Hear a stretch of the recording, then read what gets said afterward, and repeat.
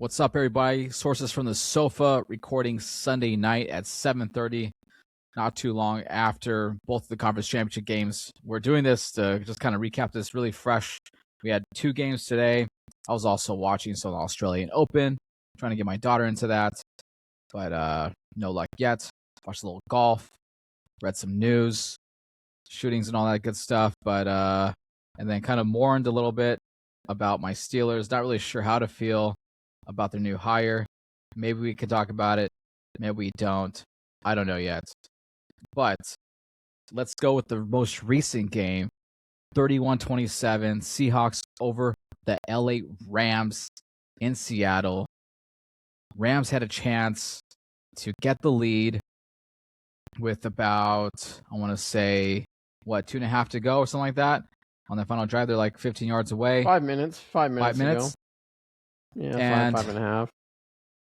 Those defense all throughout, a fucking shootout, man. 58 points scored in this game. Did not see that happening.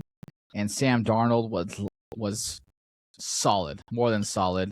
350-something yards, 3 touchdowns. Made some big-time, sick, legit throws in this game. Really clutch.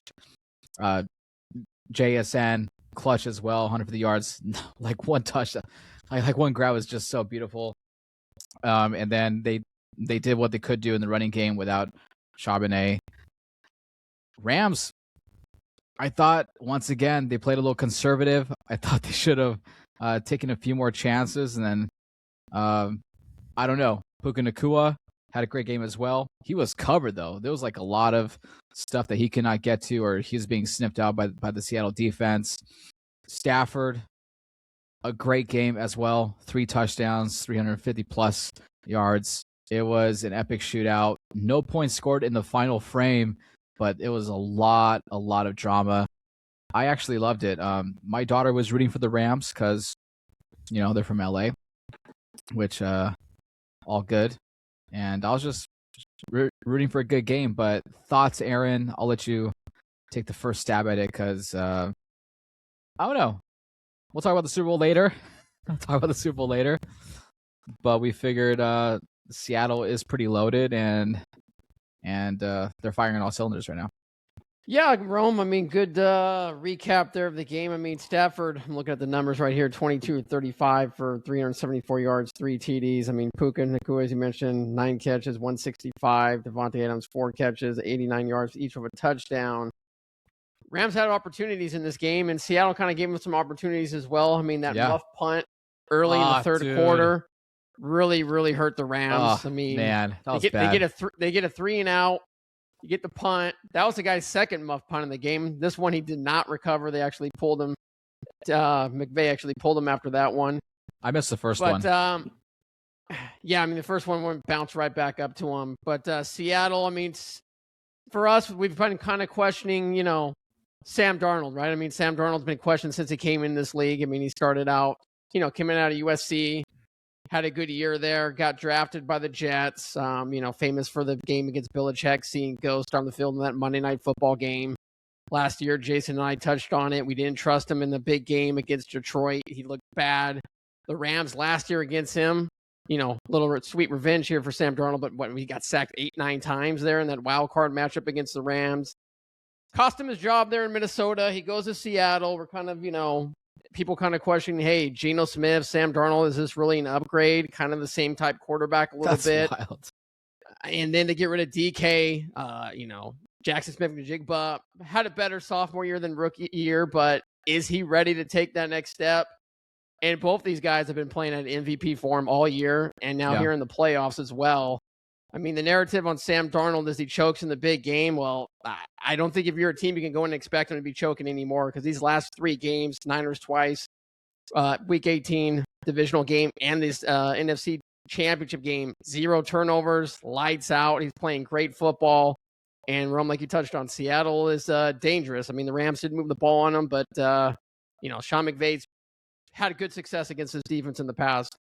Yeah, I can't remember the stat. I think the Rams are basically Darnold's, Achilles heel or kryptonite. They've had 6 or 7 interceptions over the last 3 games against him. They sacked him double digits. Six of his 14 interceptions came against the Rams in the 2 games. Rome, he had 4 in that opener. That's crazy, yeah. So they got his number, man. They whooped his ass every time, but third time's a charm. He got sweet revenge tonight. That's for sure. Sweet revenge. The Rams definitely had some hiccups, though.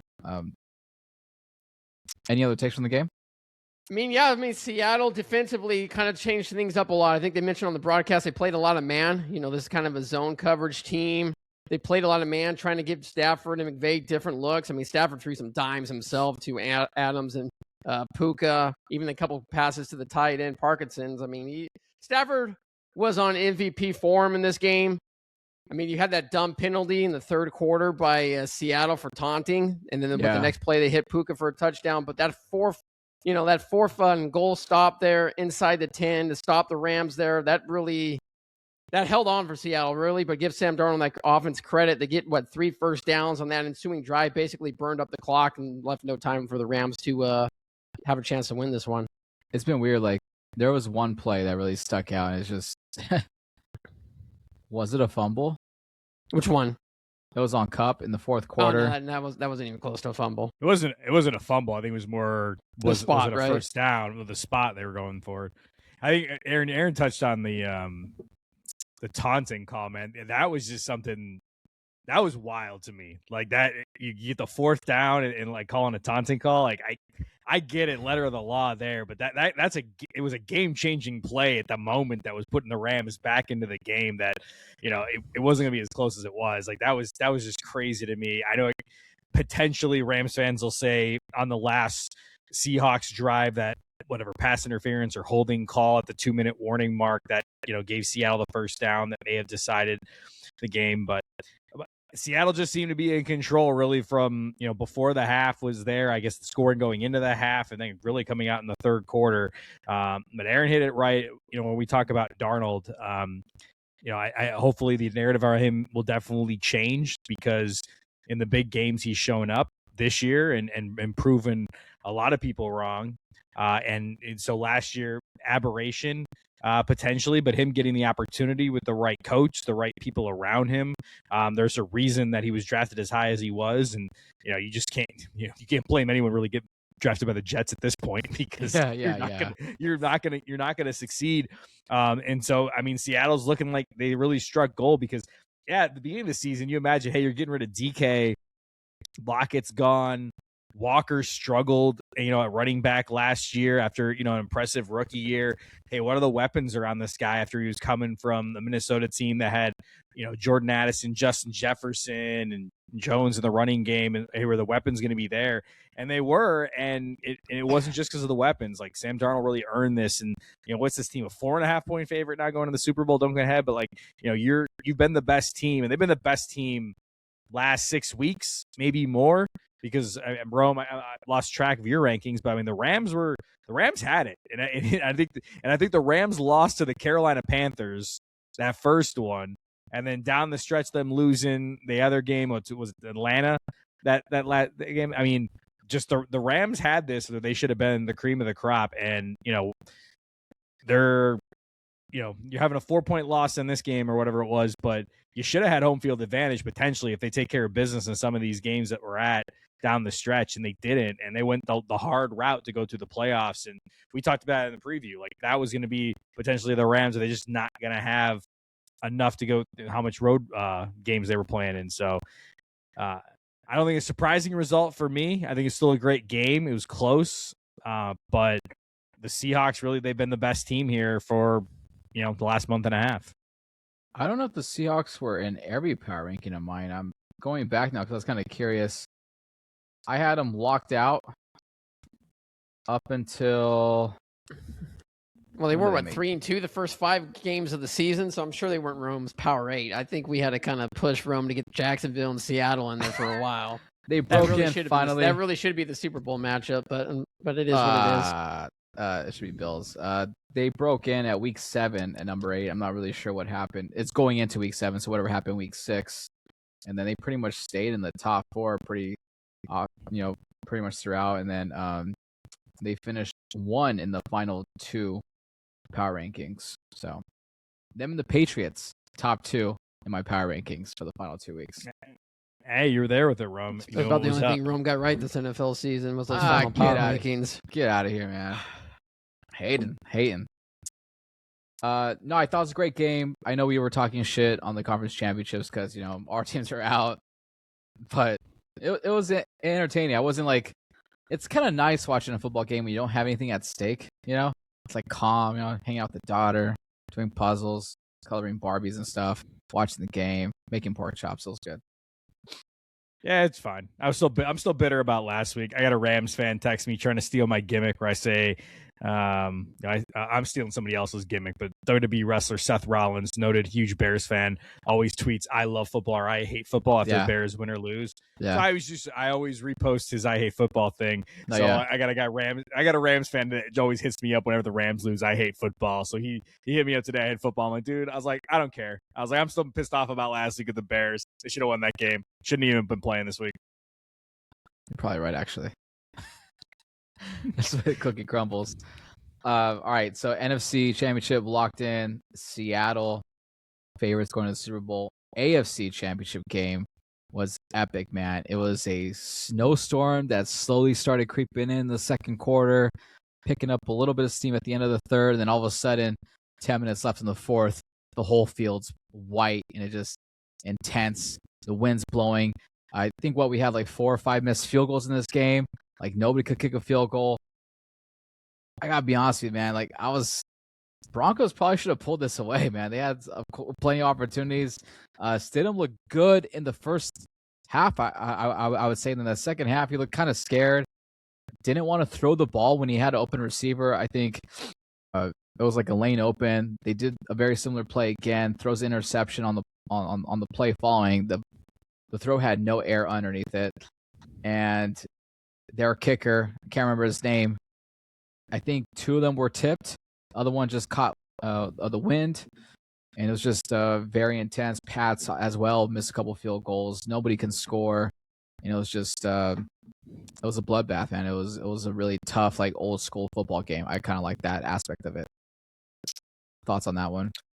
Yeah, well, I mean, Aaron, notable Broncos insider, or Sean Payton insider, I would say. Like, I mean, you're looking in the first quarter of that game. Yeah, Stidham looked great, and whether it was the unknown on the defensive side, play style a little bit. I know Romo said on the broadcast, what Stidham sees as far as what the reads are different than what Bo Nix would see. So there's a little bit of a surprise, and Stidham, a traveled backup that a lot of people like. I mean, the pregame was all about him. Dude, they were hyping him up a lot.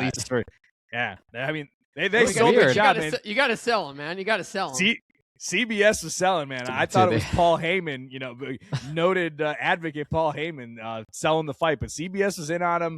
The bidding war, the Patriots wanted him back as a backup, and they were giving me the backstory of where to been. So, and then I was like thinking in my mind, I was like, man, Aaron was right. First quarter, first half, he's looking good. This game's there. And I agree with you, Rome. They probably should have had definitely more points and took a way more control of that game, where it didn't feel like it was any business being that close. And then, the time lapse of the weather. We were talking about this before we started rolling here. CBS did it in the fourth quarter, where you're saying pregame, it looks 70 and sunny on the camera, and then by the fourth quarter, it's a snowstorm. I gotta ask, where do we apply to get the guy with the blower that just walks and just blows the yard line down every 10 yards? Did you see that guy? There's multiple. They had multiple guys out there. I mean, I want that. I'm in the garage right now. I got mine right here. I just feel like you gotta have gas, man, because electric will freeze. So you gotta make sure you have gas, man. I got the put the oil, put the 2% oil in there, and you'll be good to go. I just feel like, man, I'm going down. That's a good gig, man. It is a good gig. Let me just blow off this 30-yard line all the way up and down. It is kind of a cool gig. I wonder how you can get that. Yeah, I don't know. That's a volunteer. I don't know, or just a grounds crew does that. I'm not really quite sure, but that is a good gig. It just feels like eons ago, man. It was earlier today, the Pats game, but you look at the stats from both quarterbacks. Stidham had a better quarterback rating than Drake Maye, but Drake Maye had some really clutch throws in the fourth quarter. They didn't really get much out of it, but they just held control of the ball. I thought that field goal, I can't remember when it was. Was it in the fourth quarter? There's multiple kicks in the fourth quarter, Rome. That's when Denver was about like it was a 41-yard field goal attempt. 45. It got and then tipped. all of a sudden blocked. It just went crazy. Like, did the wing get it? And then all of a sudden, like, oh no, they got tipped. He got a couple fingers on it. Yeah. I mean, back to your point on Drake Maye, Rome. I mean, what do you have? I mean, his legs, I thought, were the big difference in the second half. Obviously, had the rushing touchdown there at the first half. I mean, Stidham had a couple bad mistakes. That backwards pass, that was a terrible mistake. Was bad. That really. So there was 2 plays there in that first half. They're not kicking a field goal to go up 10-0 when the weather was good. It's an easy kick for them to make. They went for it on 4th and 1. They didn't like the play call. Patriots stopped them. You had the backwards pass by Stidham, in which he was throwing it forward, but as he got hit, he turned, his body rotated, so the ball went backwards, which was the right call after seeing the replays. And then Drake Maye runs it in 2 plays later for like an 8-yard quarterback draw. Yeah. And then, like you said, Rome, at the end of the game, just kind of, that's a quarterback not experienced, just kind of rushing things. You know, he's only played, 8 starts in his career in the NFL. Just throws it up against the best corner in the league. Well, 8 starts, one of the best he only had, in the league. 5 snaps this year? 2 kneel downs, taking knees and stuff, and the ball. That's imagine he paid $12 million for that. Well, I mean, look, like Jaeson touched on, I mean, he was in a bidding war, right? Josh McDaniels had him in New England, had him with the Raiders, wanted him back. Sean Payton's like, hey, you know what? We're going to pay you $12, $14 million, whatever it is, and you're going to take 3 kneel downs and hand it to the running back twice. That's not a bad gig. He came in, he played good in the first half. Second half, Rome, like you said, I mean, both teams were kind of like, just don't turn the ball over, right? The weather was so bad. It was like, man, like, let's hope we catch a break. Looked like Denver did because you had that shanked punt that set them up at their own, at the Patriots 33. They were only able to get, 5-6 yards, and then that 45-yard field goal, like we touched on, was blocked. But yeah, I mean, if Denver goes up 10-0 in that first half, to your guys' point, it seemed like Denver should have been up at least double digits going into the third quarter, maybe fourth quarter. Dude, after how that they were controlling that game. After that first drive, they're up 7-0. I'm like, oh man, they got this. Like, Stidham looks great. They're vibing. Pats responded later in the second. It's like kind of like a little, tug and war match. No one could make a field goal. They both had chances. They missed it. Okay, cool. Whatever it is. It's 7-7 at the half. But yeah, just a lot of missed opportunities. I thought Denver probably should have won this one, and they were going to get some guys back in time for the Super Bowl too. Maybe that would have been a better matchup. I don't know. We'll have plenty of time to preview that, but I really feel bad for the Denver Broncos because it was there. It was there. And, well, I think, Rome, like you're saying, I think it's a missed opportunity because they had a chance to win this game, but it makes you think, like, if they had Bo Nix, like, I don't think there's any doubt they likely win this game. I mean, Bo Nix there with his scrambling ability, kind of better understanding, I think would have helped them out a lot.